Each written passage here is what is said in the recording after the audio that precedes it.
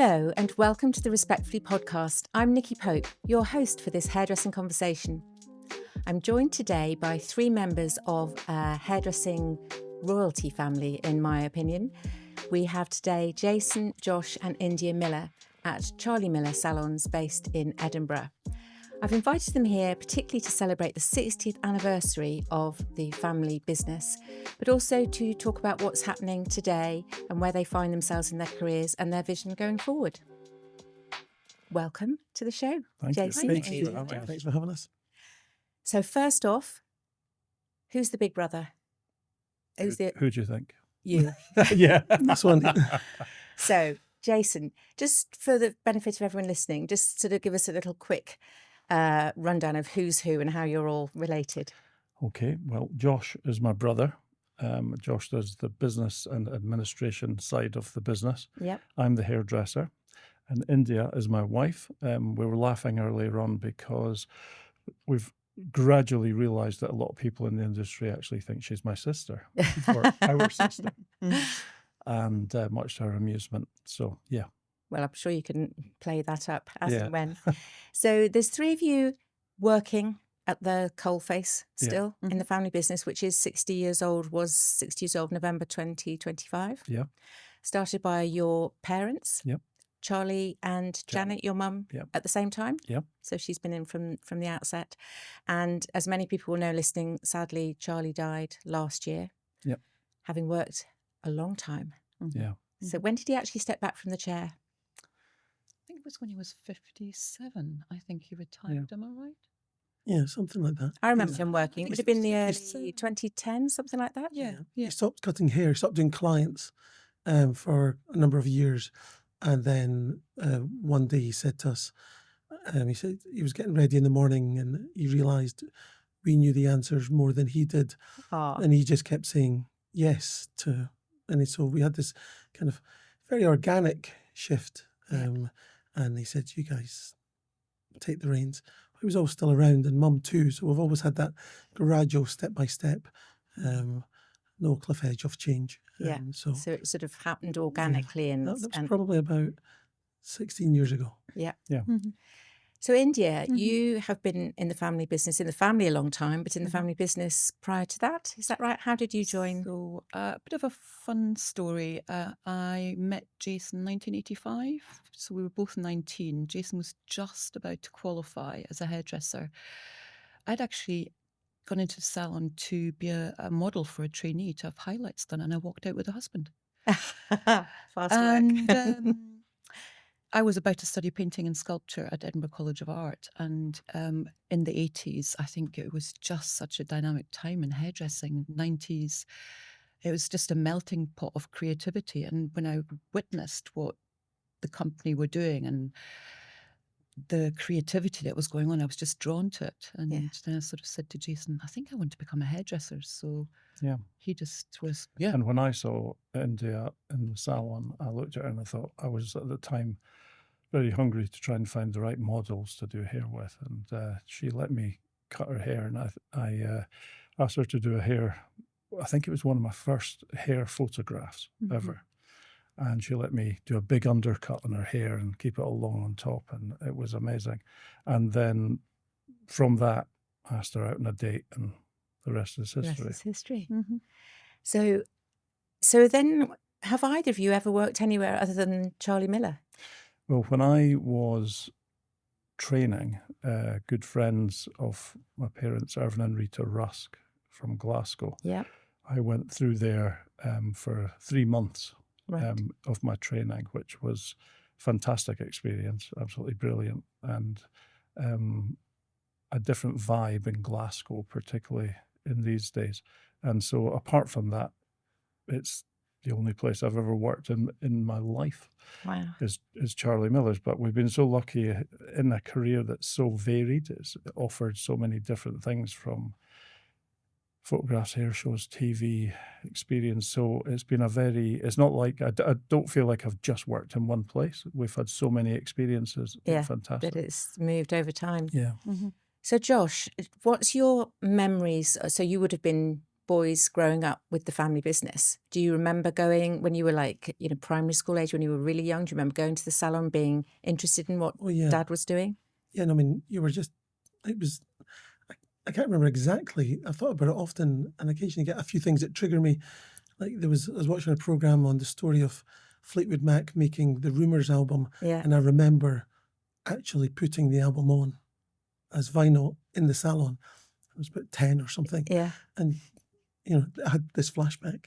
And so, you were in probably after school and bored, waiting for mum and dad to finish. And you grew up in the salon space.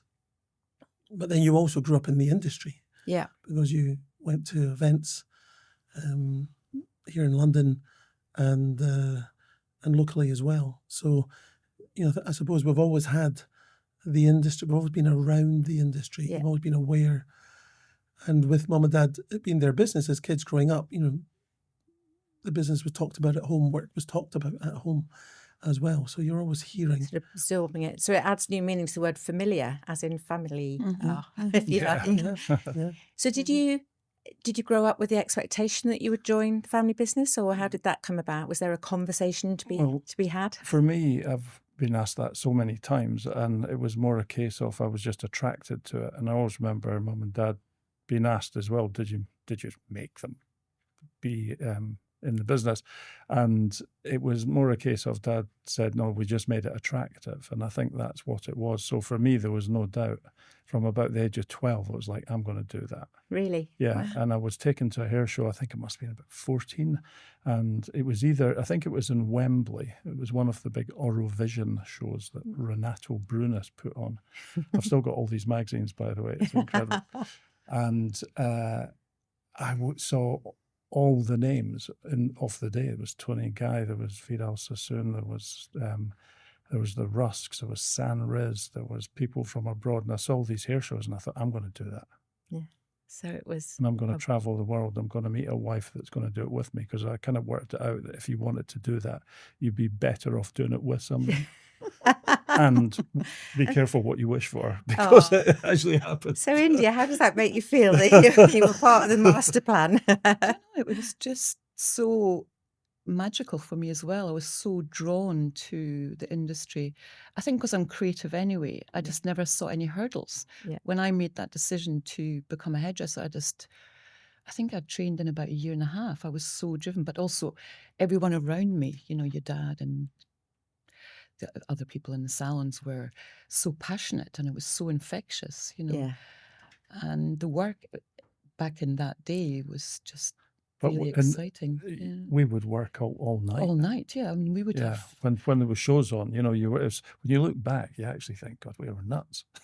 You'd do a day of clients, and then you would carry on prepping for a show until midnight in the salon. You never thought about it. It was a bit more of a sort of rock star vibe, wasn't it? I mean, I know I've heard tell stories of people working at Sassoon, for example, in London, and been treated. They would keep clients waiting. They'd pop out at lunch for long lunches. It was sort of like you were the heroes, if you like, which perhaps doesn't happen now. We never got away with that one. No. Having met Charlie a few times, I can see why. I always remember back in the day, I was still at school, but then when I came into the business, when you come down for the British Hairdressing Awards, you would maybe be lucky enough to win, party through the night, get to bed at 3 or 4, get up 2 hours later, get the plane back to Edinburgh to do 9 o'clock clients. Wow. Because it was like, well, you've got to get back for the clients. Yeah. And then we stretched it to 10 o'clock to be a wee bit nicer on ourselves. And then we got a bit Probably older. nicer for the and clients, went, actually. I think we should just take the day off. But that's what it used to do. Yeah. It used to be, it was very, a real work ethic. Yes, absolutely. It's about the clients. You've got to be there. You've got to absolutely make the money and do what it's all about. So what was your journey, Josh, then? Have you trained as a hairdresser as well? So not really. When I was 16, I asked if I could work on Saturdays, and Dad said, yeah, great. And then being a bit closer to it, and, not day to day, but at the weekend, I thought, well, maybe I might want to do this. Mm-hmm. So he said, well, come in and do our training nights. We'll go, forget blow drying, we'll go straight to cutting hair. You need to find out if you like this, if you want to do it or not. And I literally cut everyone's hair in my class at school. And after 6 months, I remember saying, "Oh, not another Wednesday night." Right. And I realised I didn't want to do it. And it was a really positive thing. So go back to your earlier question, was there any expectation or not at all? That was never, it was always about, being true to yourself. And if it is to not be a hairdresser, Yeah. great. So it was a very positive thing. And then soon after, I worked in a hotel for a bit after leaving school. And after about 6 months, I came into the business working on reception. And that evolved into just learning more about the business. And as the business grew, my job, like Jason said about, you've not just done one thing in your life.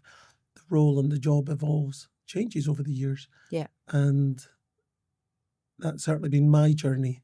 Yeah. But no expectation. I said to a friend recently, I love our industry. Yeah. And our industry isn't just full of hairdressers. No, there's a lot We've of got this journalists, support staff, yes. like yourself, and Yeah. like almost any industry. There's lots of other people. You've got people in the suppliers So as many well. layers. So it's an industry, and that we all obviously love because we've all been here. Well, stay in it. So you work. It's Charlie Miller. I was lucky enough to get to know him relatively well in the industry, and he was a big character. Mhm. So let me come to you, India. What was it like working with Charlie Miller? You can obviously the boys are biased, but what was he like to work with? Because he was a strong character, incredibly Absolutely. gentle in my experience, and Absolutely. yet you would Phenomenally yeah. driven. Phenomenally driven. He was passionate. He was perfectionist yeah to another level. What I took, I was thinking about it yesterday. No matter what I did, he never judged it. He was so open and gave you such a field of freedom. right But if anything, he drove you to create the best that you could possibly do. But he Yeah. would never say, "Oh, that's not good enough," or that could. He did always want the best, but he didn't take you down to build you up. never, It was- yeah. never. I mean, he was my biggest fan. He was phenomenal. Yeah.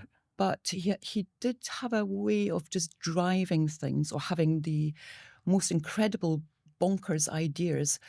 I remember for a couple of years, he would say to me, "Right, I've got this idea, India. I can see hair moving. Imagine mechanical hair. Can you do that?" Yeah. So he would plant seeds but no, he was a great driver. Yeah. He would say, "Keep going." Keep going. Keep going. Yeah. Yeah. That's good. But Yeah. never in a judgy way. He allowed you to have your own expression, your own style. Yeah. Because Jason's work's very different to my work, and he would be, he was just Yeah. very encouraging. Yeah. And a really strong artistic streak, more than just in hairdressing. So, I've had the pleasure of talking to a lot of people in the industry and a lot of families and so on. And I think even just Charlie would look outside hairdressing Mhm. and was very interested. I remember doing a big feature with him about his love of the work of the sculptress, Emily Young, I Young, think it is. yeah. And how often I've spoken to people in hairdressing who will say, "Oh, I get my inspiration from here or there," but actually it's not usually particularly broad. It's often other hairdressers, or it might be fairly sort of clear pop art or something that's fairly sort of a broad reference, if you like. Jason, you now paint. Mhm. I guess you've always done that. India, you referenced being very creative and having wanted to be artistic. Mhm. So was that obvious, even as young people working with Charlie, that he was looking outside the industry? Was he? Yeah, I think mum and dad, they were always, from the first salon they did, it was all about being original and different. Right. It was always coming down to London to see what was new, looking for interiors, whether it was the colour of the towels to just being one-offs. Mm-hmm. And so we were just brought up like that. It was like that at home. Mum was a perfectionist in relation to the house, and they were just really into it. So we just kind of grew up with that around us, and at work Yeah. as well. And it was always about looking for the right clothes, to your hair being as good as it could be, etc. It was quite intense, actually, Yeah. but Your in dad was a very good way. knowledgeable if Yeah. it came to clothes or both mum and dad, Yeah. it came to clothes or art, they were always driven to find the newest or different, you know. Yeah. And it's funny, yesterday Josh and I walked past a Yoji Yamamoto shop. Oh, And I remember coming to London, and that would be one of Charlie's first stops. yeah. You know. Wow. Really interesting. So, Josh, on the sort of business side of things, so Charlie stepped back a while ago, isn't here. Obviously, your mum is. You've got the family name. What are the signature codes of practice or aesthetics that you would want to safeguard whilst your business is still called Charlie Miller? What is it that you could identify as being the signatures of the brand, maybe a way of working or the look? What would you say would be the things that you're... I think the look evolves, and I'm not quite sure if there's a consistent thing for decades and decades. Going back to what Jason said, it's always about, but can we make it better? Right. That's what you're both saying. You know, it's the driven thing is, well, if we can make it better, that's what you should do, whatever it is you're doing.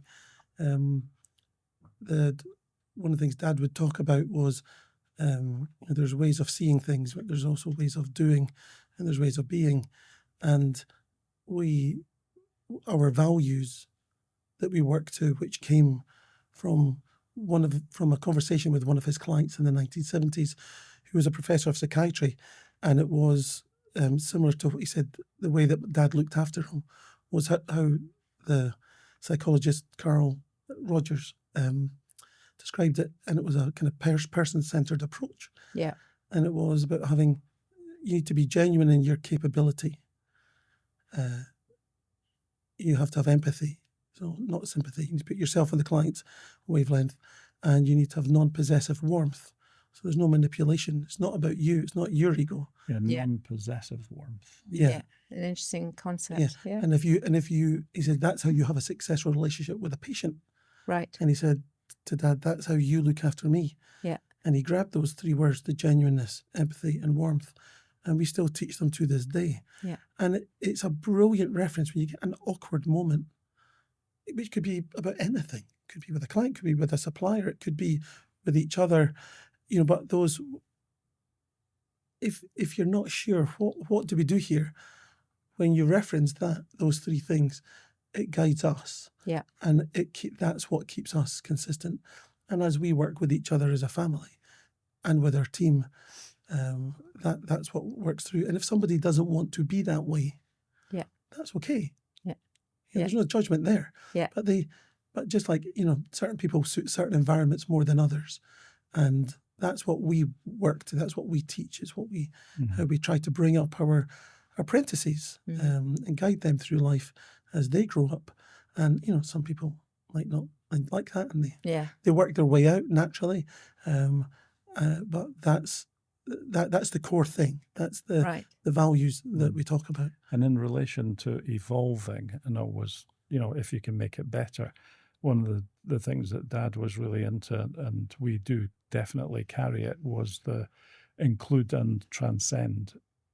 So sometimes when you get a new idea, or people think, well, you can't have that bit anymore. Mm-hmm. Well, you can. Right. So you include the good bits that you've got. Yeah. And transcend into what the next stage is. Yeah. So you just keep evolving. Yeah. But you don't need to get rid of a lot of the good bits. Right. It doesn't have to be all change. Yeah.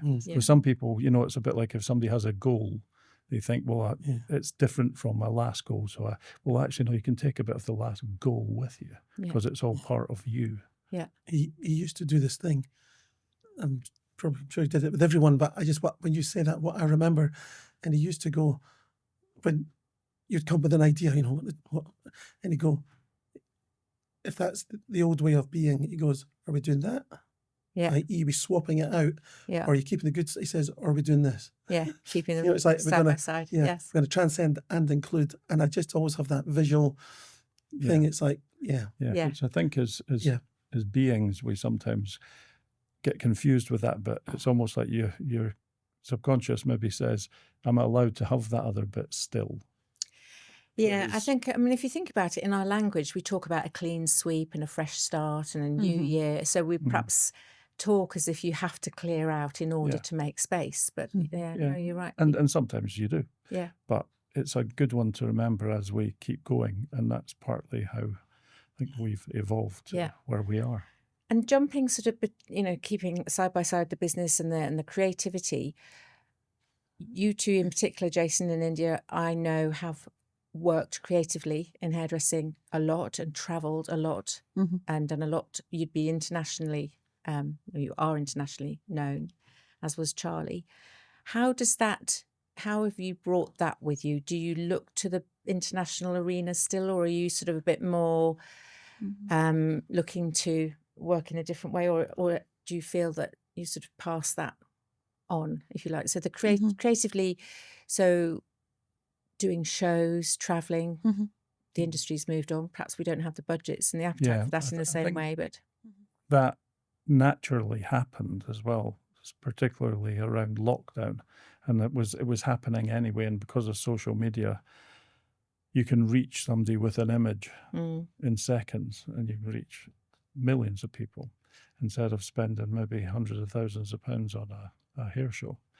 And so there's certainly been a lot less happening, and it maybe was a natural time for us in our career that we've done a heck of a lot of traveling, and it was fantastic. It was some of the best days of our lives and great experiences. But we're probably at a stage where we're not quite needing you sort of feel that. We've I think we both feel like that, that we're not, that bit of hunger is calmed down. Yeah. We still get involved with things, but I think it's more about bringing up the next generation in the team and trying to nurture that. But of course, things are different now, the way that young people look at things like that. Everything's so fast. You've got AI happening, you've got Photoshop, you've got, imagery is different. And also what a lot of young people think is cool.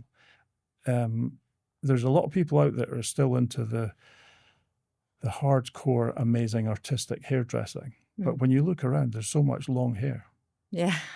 I mean, our trainees are sometimes finding it difficult to get enough short haircuts to become brilliant hair cutters. Yeah. And I've spoken to a lot of hairdressers around the country that say exactly the same. Everybody goes, oh yeah, tell me about it. Yeah. And so we've got to really work hard at that, but not to lose that, because that's still really passionate to us, and that sort of high-end artistic hairdressing. But there's a realisticness for young people and how they see it now. It's not the same as when I started in the 80s. It's completely different. Things that I remember you two doing when you did the photography with the likes of Robert Lebetta, and you were sewing hair and doing your sort of woven pieces, and came to the tribute shows and did the colour changes. So it was sort of all the things that you can do now with AI. You were doing them really, if you like. Do you feel that the joy of that is diminished because it can be done with AI and because people are doing everything so fast? I think genuinely, with a lot of young people, we're going to have to be careful that it's not lost, because the hunger for some of that stuff it's not, in my opinion, the same across the board. There's a lot of people, thank goodness, and when you look on Instagram and look at magazines, there's a lot of people in the industry still doing in fact, there's probably more brilliant stuff than ever before. When I look back, and I used to look at, the greats, Robert Lebetta, Anthony Mascolo, Trevor Sorby, all these people that did work, and you think, how did you do that? That Now, used to drive us. That used to be the big now driver. there are loads of people out there knocking out stuff that's even better. Yeah. I mean, you see the amount of hair that's coming out that is, and the level has grown so much that you used to think that was good. Well, there's loads of people that can do that now in all the countries in the world. Yeah. But at the same time, the masses has got more commercial and more not into that. Yeah. So it's a funny sort of difference in it's standards. an unusual mix. Yeah. And so, our thing is always that, it's keeping that up. And it's just, we find that the young people, the passion for that, you've got to really work at it to get them into it. Yeah. It's like I was reading something the other day, and I thought it was quite interesting. I mean, I really love watching the runway shows, the seasons when they come out. I want to see new things. I'm, get inspired by it. And then I heard this quote the other day saying it's actually Zara is now the driver of fashion, not the runway shows. Yeah. So it's not about can't wait to see the couture show to see what will happen for spring or what the colours are. Everyone's now poised at looking at Zara rather than Paris. Yeah. Let's see the masses. And I thought, oh gosh, yeah, that is what's happening, Yeah. It's quite interesting. It's a big shift, isn't it? And then, Josh, big shifts in sort of more the business profile and how you work. Do you find, so the company at one point, did you have 7 or 8 salons? 5. 5 salons. 5. And what's the profile today? 3. 3. So that's been very representative of what industry across the board, not just hair and beauty, has found, particularly over the last 10 years. How does that make you work today as opposed to perhaps 20 years ago? Is it that more look after the local business rather than worry about international fame and fortune? Is it how, or hasn't it changed? Well, I think, going back, you say past 20 years, so we're getting close to 20 years since the banking crisis. Yeah. And I remember saying a number of years ago, before that, we were playing at shops. Right. But after the banking crisis, we started running a business. Yeah. You had to, with that size and over 100 people, you really needed to know your numbers much more. You need to be completely on top of that. And we learned a huge amount then, which then, fast forward to the pandemic, dare we bring it up, that served us fantastically well at that stage. And then I think for all small businesses, not just hairdressing, we hear about hospitality recently struggling.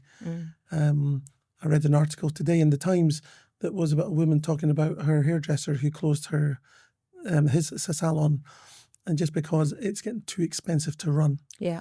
And so it's not just our industry. The margins are smaller than ever, and you need to be. So we're down to 3 salons because in the city centre in Edinburgh, which has a lot of commuter towns around it, people are working from home, getting their hair done in these commuter towns. And you speak to the suppliers, they say, yes, these salons are still really busy. And there's quite a lot of salons have closed in the city centre because it's too expensive to be there. Yeah. So you can see as the margin gets smaller, you need to be more on top of your numbers. And I think typically it's not, a salon owner who has maybe only ever been a hairdresser, numbers are not normally their favourite thing. Yeah. No. Now, some are. No. Some aren't. There's some people aren't. They're very Sure. driven that way. But typically, you don't get turned on by looking at your P&L. Spreadsheet, no. Spreadsheets and things. So, but I think as an industry, we've also evolved and grown over decades where, we learn from each other. I've learned from so many people in the industry about how to run and grow a business, and share my knowledge with other people too sometimes, which is lovely to do.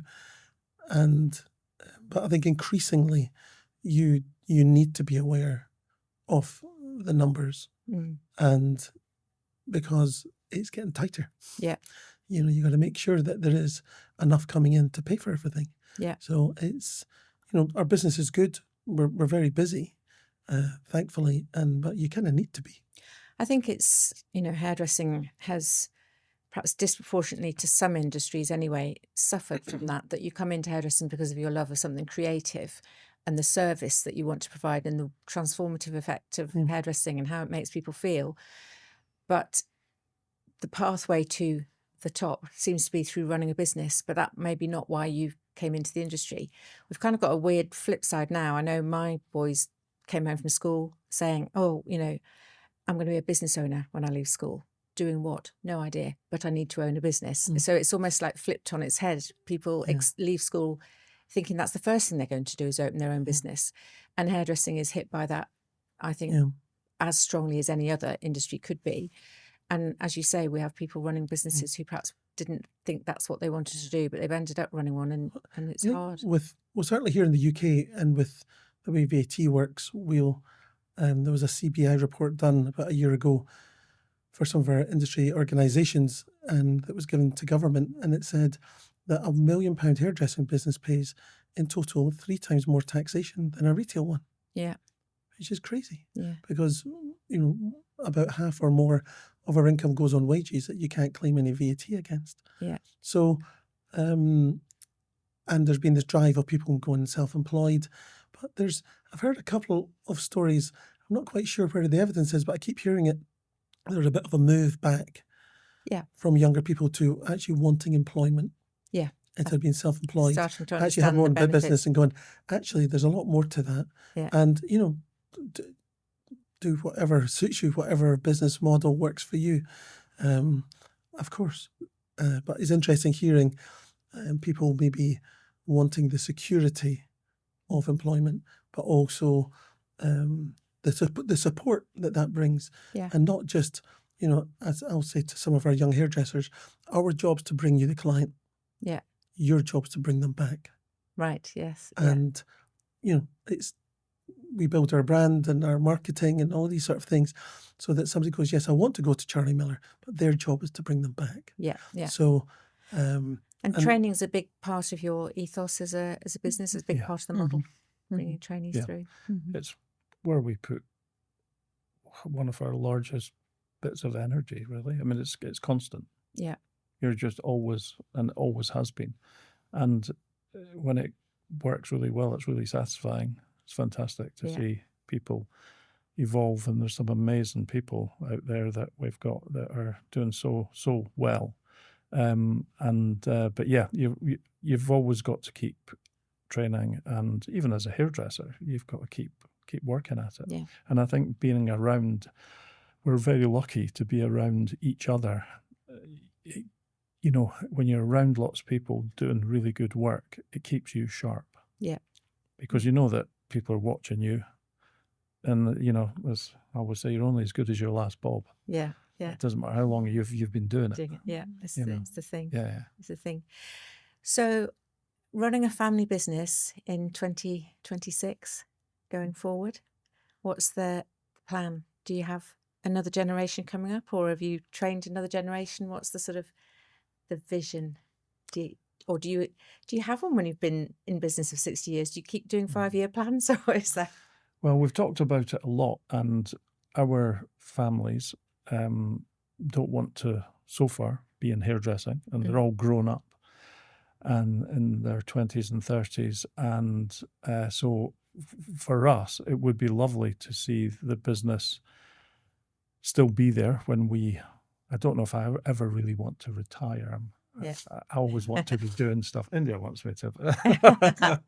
And however, I think it could be, as Josh says, it might be the trainee that's working today that ends up running Charlie Miller. Yeah. So I think we're on the lookout for the right people. Right. And I think it should come from within. Yeah. Preferably. Yeah. Because you want the ethos and that culture to be there. It might be a couple of people, but I think we're thinking about it, that what does that look like? Because it would be nice not just to shut the door one day and say that's it. Yeah, that's done. Yeah, we've got an amazing management team, group of people who've been with us a long time, for a long time, and they're like family. And you're kind of going, is there succession from the family? And it's like, well, we're a family business, but that's everyone. Yeah. And that's in the business.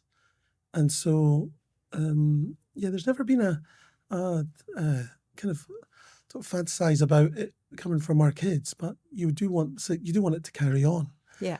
And we're very lucky as a family business. And Dad very wisely said a long time ago, he said, there's Charlie Miller the person and there's Charlie Miller the brand. And they're two very different things. Yeah. And I think that's what that intelligence allowed him to let go and not hold on, that it always had to be in his vision. He had the confidence to step back and still be involved but a bit less and a bit less and a bit less over the years, and to enjoy it being what it is. And so I think we can have that too. Yeah. You want it to carry on, and so it's a great thing to be able to say to our team, because they're going, well, you are Charlie Miller. You are this. It's not just the name. It's got It's not just a person. a touch of the transcend and includes about it. Yeah. Mm-hmm. It's going to, and how that happens, we've always been pretty organic. Yeah. It'll come. I think if you keep your eyes open and your heart open, Yeah. then you allow things to come. Mm-hmm. So, India, where is your joy in hairdressing these days? What brings you joy? My clients. I still, I'm very lucky. I work 3 days a week looking after my clients, which I truly enjoy. I mean, a lot of my clients, I've been cutting their hair for up to 36 years. It's kind of like it's a friendship you form with these people. And I absolutely adore still what I do. I adore cutting hair. So, and again, being blessed is doing it 3 days a week. So I have a little bit of my space. I have my client space. So yeah, no, I really do enjoy it. Brilliant. Thank you very much. Thank you. That was Thank you, really Nikki. interesting little snapshot, little you. peek behind the front door. Give my best wishes to your mum, Thank you. Janet, as well. And it's lovely to have you here. And I'm sure, however Charlie is in the room with us, I'm sure he'd be really proud. It's lovely to speak to you. Thank you. Thank you, Nikki. Thank you. Thanks, Nikki. Thank you to my guests today, to Josh, Jason and India Miller, joining me from Charlie Miller to celebrate Mark and talk about going forward after 60 years of the family business. If you enjoyed listening to this podcast, then please do visit our library. We have a history of conversations going back to 2018, which you can access through Apple, Spotify, Acast and many other podcast platforms. Until next time, thank you.